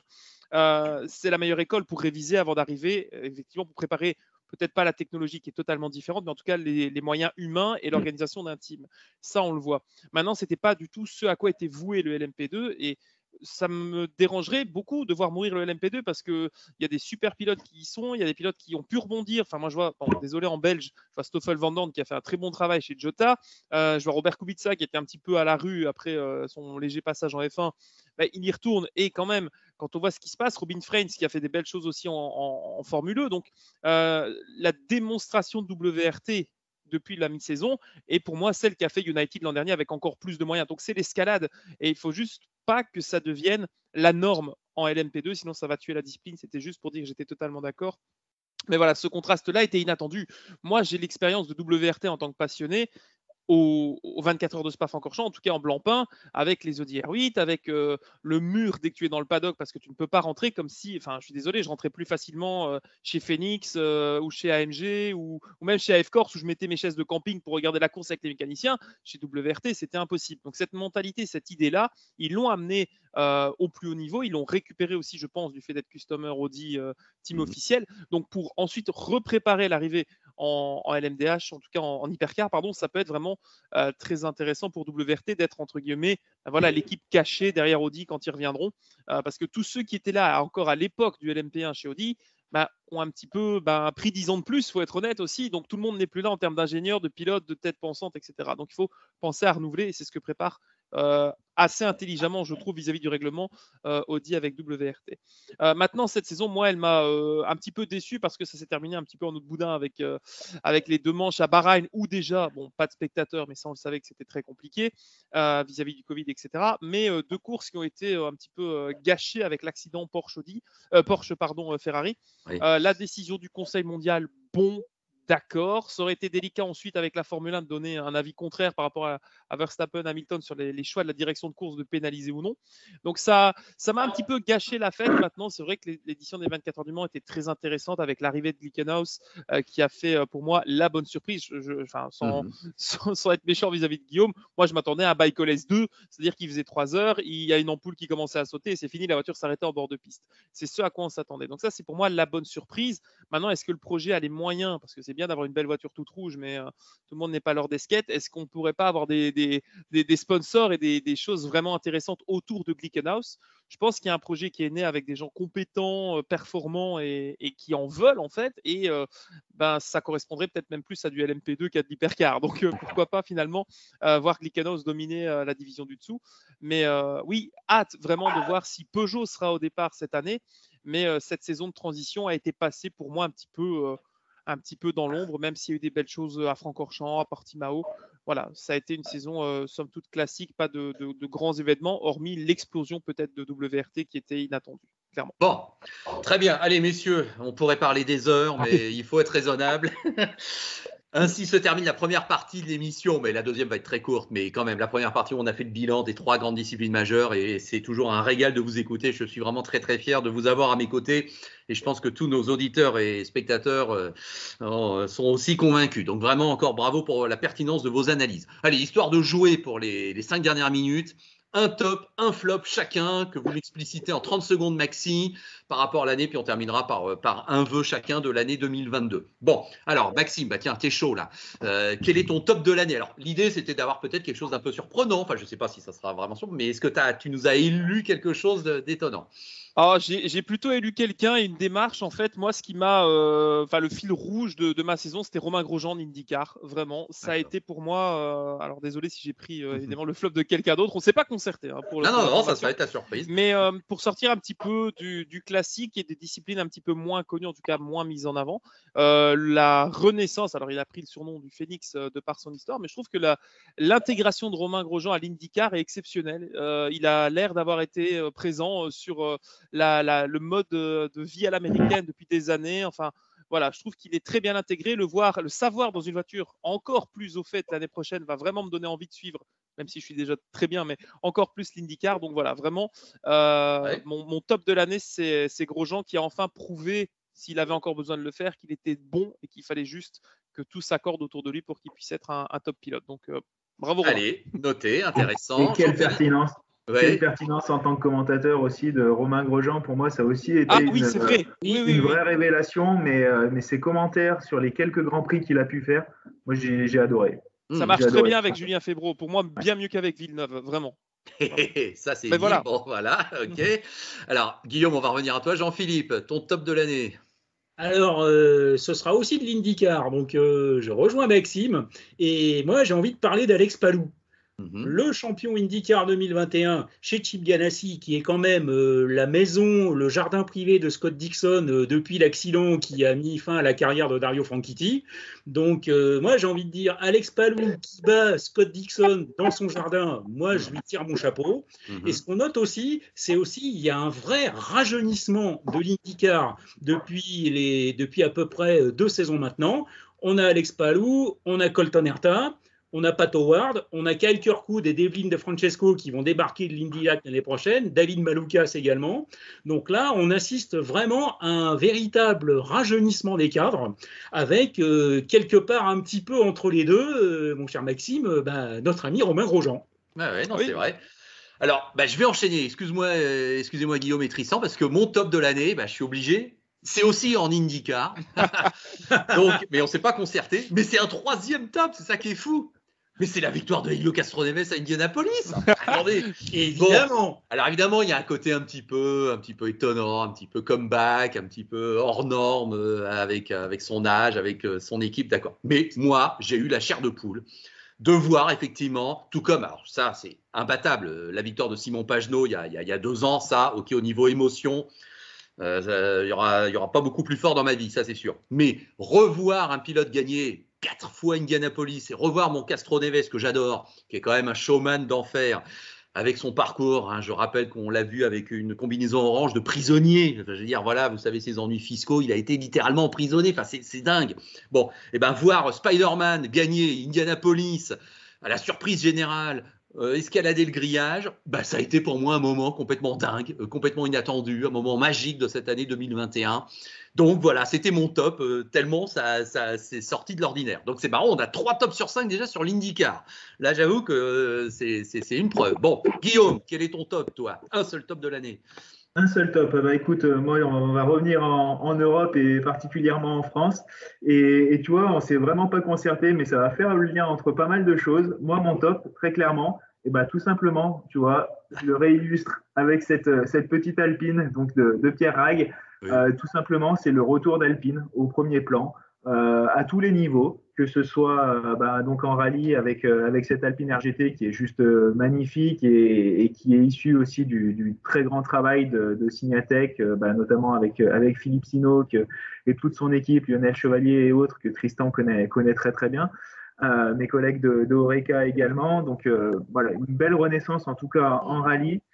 En endurance, on en a bien évidemment parlé. J'ai vraiment hâte de voir ce que ça va donner aussi la collaboration Alpine-Oreca pour 2024. Et puis tout simplement également, hein, comment ne pas se remémorer de cette superbe victoire de Alpine en F1 avec Esteban Ocon, cette Marseillaise qui a retenti encore une fois après celle de Pierre Gasly l'année dernière. Donc voilà, tout simplement un énorme coup de cœur parce que même si c'est pas forcément notre génération avec Maxime et toi Tristan à un autre degré, voilà. Enfin moi j'ai grandi aussi avec les histoires d'Alpine et autres, et c'est vrai que c'est une marque qui me tient particulièrement à cœur, et ça fait plaisir de revoir cette marque sur le devant de la scène, même si, voilà, on va pas se le cacher, ça reste un nom qui est accolé à certaines autres entités, mais j'espère que ça puisse revenir de manière plus durable. Donc voilà, merci les Bleus, merci de nous faire vibrer, et puis j'ai hâte de voir ce que ça va donner dans le futur. Et puis j'ai juste deux autres petites choses. On avait dit 30 secondes, Guillaume. Ouais, un autre grand bravo aussi, mais c'est aussi à la chaîne L'équipe aussi qui nous permet de suivre un peu les exploits de Tristan en 24 heures du Mans, et qui permet de démocratiser un peu le sport auto. C'est extrêmement important. On essaye de le faire tant qu'on peut sur les réseaux sociaux, mais sur une chaîne télé comme ça, moi j'ai juste adoré les replays que j'ai pu voir des 24 heures. Et puis juste un grand bravo aussi à Fabio Quartararo, c'est que sur deux roues, mais c'est quand même un top aussi. Voilà. Qui a été battu, Fabio, dans le classement des sportifs de l'année par l'équipe. Et j'avoue que je suis un peu déçu parce que là, oui, Julien Alaphilippe, son titre de champion du monde est génial, et puis il représente quelque chose dans le monde du cyclisme. Enfin là, je suis désolé. Après 2 ans déjà où il avait été élu sportif des sportifs par l'équipe, là je pensais que c'était bon pour Fabio Quartararo. Enfin, fin de la parenthèse, c'est pas le cas. Voilà. Mais vous verrez que j'y reviendrai un peu là-dessus sur mon flop. Bon, Tristan, alors, quel est ton top, toi, de l'année? Qu'est-ce que tu as choisi? Non, mais premièrement, je n'ai pas révisé. Oui. Mais non, moi j'avais envie de dire un petit peu, ça peut reprendre un petit peu ce que disait Guillaume, mais j'avais envie quand même, après 20 ans où on a vécu quand même la disette, et on était en train de rechercher quand même un renouveau, et pour différentes raisons que j'ai bien connues quand même, mais d'un renouveau en F1 de la France. Je trouvais que ce qu'ont fait Ocon et Gasly était encore une fois dans une année exceptionnelle. On a un niveau et des résultats de 2 pilotes très jeunes, français exceptionnels. Il y a quand même 2 grands prix gagnés. Quand on sait qu'un Jean Alesi en a gagné un, et ça ne retire en rien, mais qui a fait 200 grands prix, qu'on a gagné un. Là, on a 2 pilotes français qui, la même année, on a quand même 2 pilotes français différents qui ont gagné un grand prix. Je ne me rappelle pas la dernière fois que c'est arrivé. Donc, ça, c'était quand même pour moi quelque chose qui était notable. Et encore une fois, dans une saison exceptionnelle, il y avait quand même quelques trucs encore assez exceptionnels, et notamment un dans une équipe française qui est Renault, bien évidemment, mais qui s'appelle Alpine, et ça rejoint ce que disait Guillaume avec tout le travail. Et puis c'est vrai que moi, malgré tout, de cœur, Alpine est revenu en endurance en 2013. Je fais Le Mans avec eux, ils viennent me chercher pour le faire avec eux.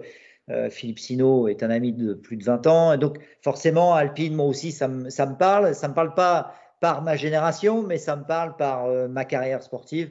Donc, je trouvais que quand même, s'il y avait un top à donner et un coup de pouce, et en tout cas quelque chose de remarquable, c'était quand même les 2 pilotes français qui, cette année, ont fait un super job. Très intéressant. Allez, enchaîne avec ton flop. Mon flop, je n'y ai pas réfléchi non plus. Mais ce qui me vient à l'idée et qui m'a agacé quand même un peu toute l'année, et je reviens à la F1, puisque moi, étant consultant pour toi de la F1, je vais rester dans mon domaine. Mais je dirais que Bottas m'a pas mal agacé cette année, parce que il y a un moment donné, quand on lui demande de faire quelques efforts pour retenir les mecs, quand tu vois ce que Pérez est capable de faire pour Verstappen, tu as envie de mettre 2 claques à l'arrivée à Bottas, quoi. Mais bon, donc s'il y en a un, c'était lui ou Mazepin. Alors tu vois, c'est à choisir. Oui, d'accord. Bon. Bottas, c'est plus cruel, mais c'est pas moins faux. Oui. Toi, et c'est un peu rude, mais bon, on est là aussi pour être un peu sortir des sentiers. Mais bon, c'est vrai que pour moi, concernant parce que j'étais resté dans le cadre de mon consulting auprès de toi, Bottas est pour moi quand même une ombre. Ça a été une vraie ombre parce qu'après tous les autres, franchement, que ce soit chez Toro Rosso, les deux pilotes ont fait le job. Chez Red Bull, évidemment, les deux pilotes ont fait le job. Chez Williams, bon, pas de surprise, ça a fait le job. Alpha, ils ont fait leur truc. Il n'y a pas spécialement de choses négatives à dire. Voilà, non, je pense que vraiment le plateau F1 a été très cohérent. Et s'il y en a un qui n'a pas fait le job, pour moi, c'était Bottas. Ah ouais, on est parfaitement d'accord. J'ai failli mettre aussi ce flop, tu vois, pour tout te dire. Puis finalement, j'ai débordé. Je vous le dis vite fait. Moi, mon flop, c'est 22 Grands Prix. Pourtant, c'est paradoxal. Ça nous nourrit, ça nous passionne. Mais 22 Grands Prix, c'est trop. Et quand je sais qu'il y en a 23 l'année prochaine, je trouve que c'est trop.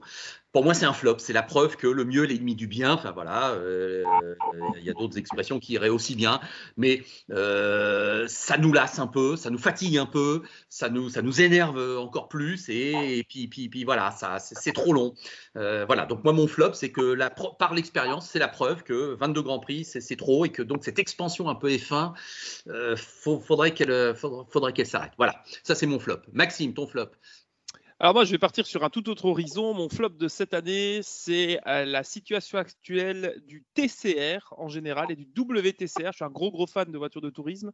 Et quand je vois comment ça se porte plutôt bien en Australie, même si ils sont un peu dans leur microcosme, mais surtout en BTCC en Angleterre, quand je vois l'état du WTCR, son manque de cohérence, de gestion, de BOP, de performance et le calendrier un petit peu...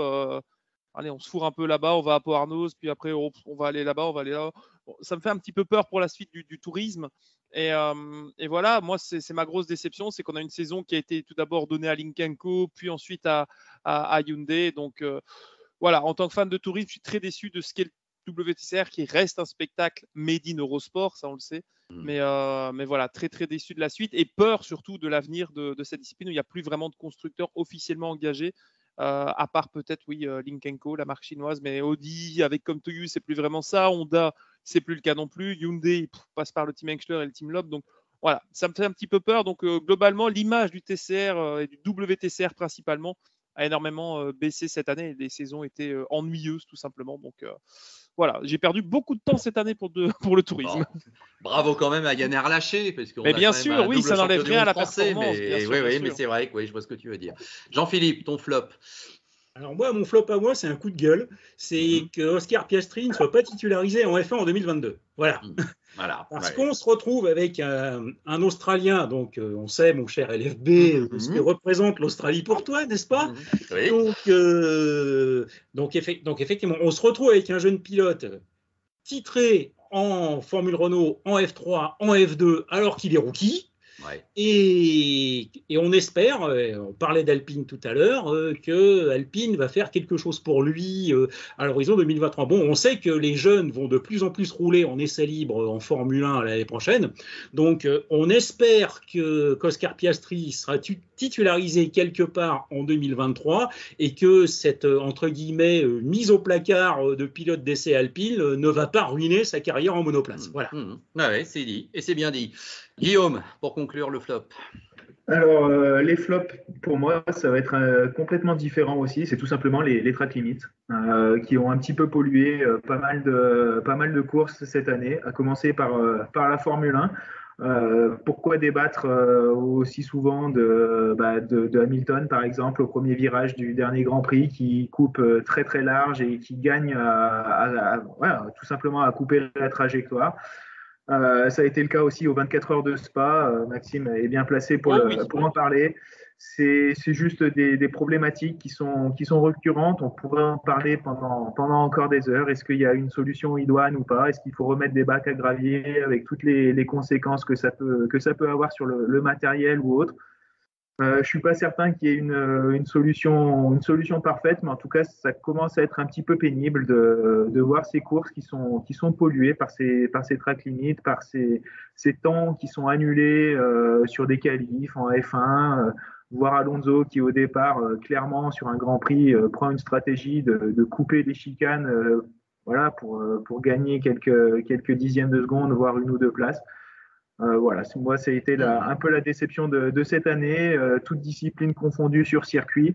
Et pour en revenir au rallye, là, on n'a pas cette problématique, puisque comme le disait tout à l'heure Tristan, si on coupe trop, ça finit dans les arbres et voilà, il n'y a pas de problème de track limit dans cette discipline.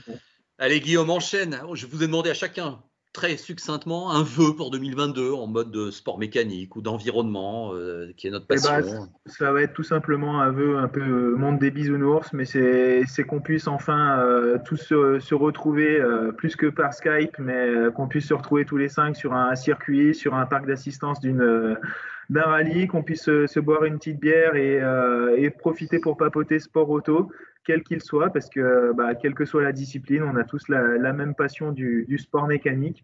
Et puis voilà, c'est tout simplement le vœu qu'on puisse avoir des belles saisons encore comme on l'a vécu, avec moins d'épée de Damoclès au-dessus de tout le monde, parce que mine de rien, finalement, on a eu de la chance, parce qu'on n'a pas eu de sportifs qui ont été impactés par le Covid et qui auraient pu impacter un résultat quelconque. On le voit aujourd'hui sur des équipes de NBA, sur des équipes de foot ou autres qui sont clairement impactées par ça. Qu'est-ce qu'on aurait dit si Hamilton était testé Covid 2 jours avant le Grand Prix? Voilà, c'est encore des choses qui sont encore récurrentes et je voudrais juste qu'on puisse en reprofiter comme avant et dans la bienveillance aussi, et qu'on arrête de tout le temps se tirer dans les pattes dans les réseaux sociaux. Voilà, on est tous des passionnés, on est des fans de tel ou tel pilote, mais avant tout, on reste des passionnés de sport auto et voilà. Oh que oui, des paroles pleines de sagesse, mon cher Guillaume, et oh combien on est d'accord avec toi. Jean-Philippe, ton vœu de l'année 2022? Alors, il y a pas mal de choses qui se recoupent. Guillaume a dit beaucoup de choses que j'avais envie de dire. Donc, pareil, au plaisir de boire une bière tous ensemble un de ces jours sur un circuit. Mais si on reste dans le résultat purement sportif, mon cher LFB, allez, la 5e d'Helio Castroneves à Indy 500. Ah, toi, tu voudrais qu'un pilote soit visible par ce record, quoi. Tu voudrais vivre ça, voilà. Ouais, voilà, okay. J'ai envie de vivre ce record-là ou éventuellement un autre, qui sait. Ouais. D'accord, très bien. Écoute, on verra ça. Maxime. Ma volonté, mon vœu pour l'année prochaine, c'est que la sportivité, que la régularité soient au rendez-vous dans pas mal de disciplines et qu'on arrive à trouver enfin un fonctionnement de décision sportive qui ravira les fans, parce que on en a parlé tout à l'heure, on a de plus en plus de gens non initiés qui découvrent le sport auto. On est dans une vague, une croissance exponentielle terrible.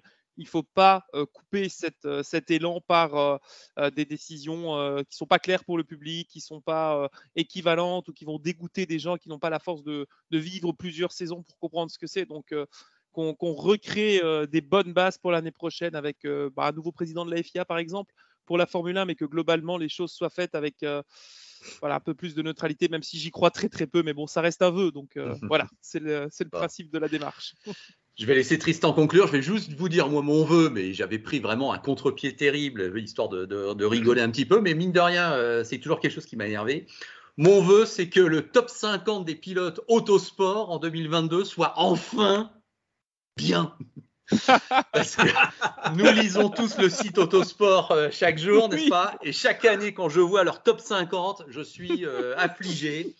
Alors, il y a certainement un peu trop d'anglais, tu vois, d'esprit anglo-saxon, ça c'est sûr. Mais enfin, cette année, je vous reprends encore des chiffres. Thierry Neuville, 36e. Mais je suis désolé, c'est un des meilleurs pilotes quand même du monde de rallye. Thierry Neuville doit être au-dessus de la 36e place. Ocon, 33e, 12 places derrière Bottas, 21e. Non, mais attendez, et là, c'est ce qu'on disait avec Tristan. Mais Valtteri Bottas, on n'a rien contre lui, mais cette année, il ne mérite pas d'être le 20e meilleur pilote du monde. Et puis alors. Il est dans les 40e chez Auto Hebdo, par contre. Oui, voilà. Non, mais on est bien d'accord. Bon. Non, mais alors, Shane Van Gisbergen, qui cette année nous fait une année extraordinaire, qui gagne en rallye pour son premier rallye en Nouvelle-Zélande, qui gagne en Formule 3 le Grand Prix de Nouvelle-Zélande en étant parti des stands, qui après s'être cassé 3 côtes revient en Supercar, se qualifie 17e et gagne, et qui gagne 14 courses sur 30 cette année en V8 Supercars. Bon, 16e meilleur pilote du monde, devancé par Jake Dennis et Mitch Evans. Non mais attendez, arrêtez le délire là. Bon, alors je suis d'accord pour les premiers, Hamilton, Verstappen, Ogier, Nick De Vries. Bon, d'accord, allez. Shane Van Gisbergen 16e, mais enfin, il est dans le top 10 absolument. C'est stop, arrêtons le délire. Bon, voilà, donc c'était mon petit vœu que l'année prochaine, nos amis et mes ex-confrères d'Autosport soient un petit peu plus raisonnables. Allez Tristan, on termine par toi et une parole qui va être sage comme toujours, je suppose, ou pertinente. Je sais pas trop quoi dire. Encore une fois, j'ai rien préparé. Mais C'est dingue, on t'avait demandé de préparer, tu peux pas ouais, être un peu putain, mais professionnel? à la bourre. Ah, mais, les fêtes familiales et de machin. Ça. Non, non, mais encore une fois, un petit peu en prenant du recul, tu t'aperçois que malgré la conjoncture extrêmement difficile depuis 2 ou 3 ans avec le Covid, enfin 2 ans maintenant, le Covid et tout le bordel, les difficultés des constructeurs aujourd'hui, ils savent plus livrer leurs voitures. Donc, on est en train de vivre des difficultés sociétales énormes. Et pourtant, je trouve que depuis 2, 3 ans, 4 ans, le sport automobile mondial est en plein développement et se porte très très bien. Vous parlez de l'Indy. Moi, j'ai rarement vu une grille de départ d'Indy aussi belle que celle-là, avec un niveau aussi haut que celui-là. On s'attend maintenant en endurance avec une grille de départ aux 24 heures du Mans qui va être absolument dingue. Les 24 heures du Spa pour le GT sont absolument hallucinants. À peu près toutes les catégories mondiales se sont rarement portées aussi bien. La Formule 1, franchement, nous a délivré un spectacle absolument exceptionnel. Évidemment, on est là pour analyser les détails et critiquer ce qui est critiquable ou ce qui ne l'est pas, mais je trouve que mondialement, le sport automobile, finalement, malgré une conjoncture avec un vent de face quand même assez fort, malgré tout, le sport automobile mondial ne s'est jamais porté aussi bien, et particulièrement les Français. Donc, si j'ai un vœu, c'est que généralement ce succès, encore une fois, c'est toujours des hauts et des bas, et pour garder ce haut, il faut compter sur nos dirigeants, un peu d'intelligence, qui sachent maintenir ça. Et si j'ai un vœu à donner, c'est pourvu que ça dure et que ce succès du sport automobile mondial, sans donner l'un ou l'autre, parce que je crois que vraiment c'est mondial, se soit géré correctement et que ce soit maintenu au top comme ça l'est aujourd'hui. Bon, eh ben écoute, ce sera effectivement le mot de la fin, Tristan. Merci à vous tous, mes amis. Merci, hein, vraiment, c'était un plaisir. Alors, je vois qu'on a battu notre record, hein, plus d'1h30 d'enregistrement. Je pensais qu'on ferait plus court, mais on a tous été emportés par notre élan. Mais je vous remercie d'avoir joué le jeu. Truc parce qu'on t'a plus du truc, et c'est vrai, machin, et je voulais pas faire de la démagogie, mais je le dis avant qu'on se dise au revoir. Je tiens franchement à te dire merci pour ta passion, parce que c'est toi qui nous réunit. On se connaît depuis bientôt plus de 20 ans. Tu m'as connu, je démarrais le sport auto. Et franchement, je trouve qu'on s'est connus à la télé. Oui, c'est ça.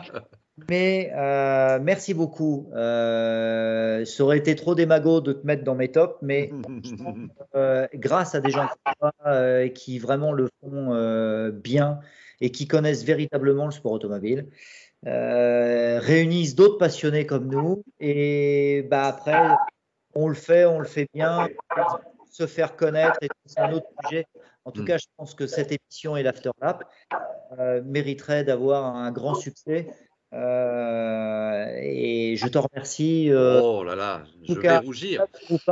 Je tiens déjà tout de suite de te remercier pour l'année qu'on vient de passer ensemble. Voilà. Oui, écoute, Tristan, c'est des mots qui me touchent beaucoup. Et... Je voudrais juste ajouter quelque chose. Allons bon, c'est que finalement, quand on a exprimé nos souhaits préférés pour 2022, je crois qu'on aurait très bien pu les partager. Je veux dire, tu aurais très bien pu, LFB, tenir le discours de Tristan. Guillaume, tu m'as piqué pas mal de choses, mais je t'en veux pas, c'est pas grave. Avec Maxime, pareil. Donc je crois qu'on a tous les mêmes, on a tous quelque part les mêmes envies dans la tête, mais que chacun a exprimé séparément, en gros, l'envie de tout le monde. C'est exactement le cas. Et puis on se complète tous, les gars. Mais moi je suis très très fier de nous avoir réunis. C'est vrai que je connais Tristan depuis un peu plus longtemps que vous. Jean-Philippe, ça fait aussi un certain nombre d'années. Bon, c'est vrai que Maxime et Guillaume, c'est un petit peu vous les derniers arrivés dans ma sphère, mais on s'est tout de suite très bien entendus et nos contacts et nos échanges sont super intéressants et je m'éclate avec vous. Donc vraiment merci les amis.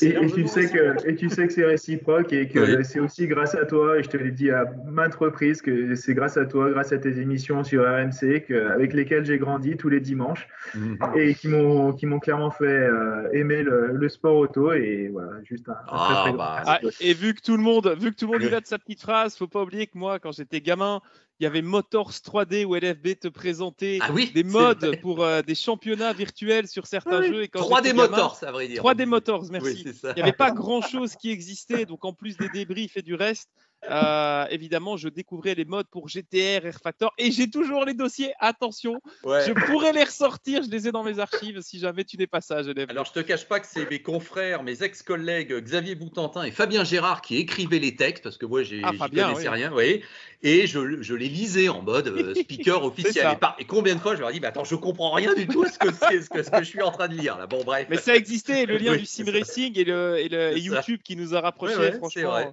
C'était des précurseurs. Voilà. Bon, allez les amis, on va arrêter là, mais je vous remercie beaucoup. Vous m'êtes très précieux et je vous souhaite à vous tous, vous quatre, et puis nous tous qui nous écoutez, une très belle année 2022. C'est la période des vœux. Donc la passion du sport auto va encore nous réunir et nous faire nous retrouver autour de débats enflammés. Je dis franchement, on va pas se retrouver toutes les semaines en 2022. On va essayer d'évoluer un petit peu avec des rendez-vous un petit peu plus événementiels par rapport à certaines courses ou certains déroulements de courses. Mais l'Afterlap est toujours là et vous êtes toujours à mes côtés. Et effectivement, dès qu'on pourra faire une photo, on sera tous les quatre au même endroit. Si cette photo existe, alors là, on va pas se priver. Et ce sera effectivement un de nos grands vœux pour l'année. Oui, dès 2022, ce serait super. On est bien d'accord. Bon, allez, je vous libère. Je vous remercie. Je vous embrasse. Et je vous dis à très bientôt, les amis. Allez, portez-vous bien. Salut. Merci à vous. Ciao. Salut.